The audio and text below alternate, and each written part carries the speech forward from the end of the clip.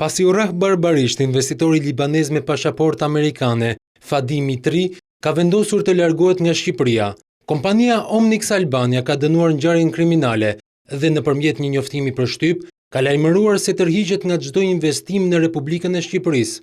Ky akt i rënd kriminalia ka dalë që të rënoj përpjekjet e Omnix Albania për gjatë këtyre viteve të fundit për ndërtimin e një kompleksi turistik prej $450 milion në Gjirin e Lalzit. Ky projekt turistik konsistonte në ndërtimin e hotelit me 5 yje, 370 dhoma suitave me të gjithë elementet e tjerë të një standardi më të lartë, ambiente për shitje dhe dhënje me qera, aquapark, dyqane, bulevard, bare e restorante.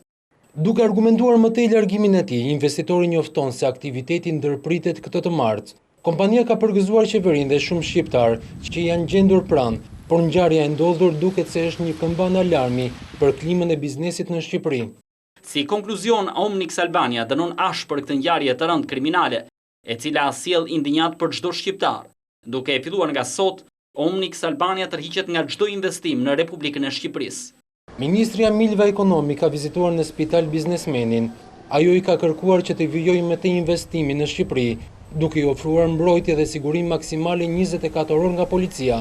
Por me sa duket, shtetasi libanez duket i vendosur për të larguar nga Shqipëria, e cila në fakt ka kaq shumë nevojë për sipërmarrësit e huaj.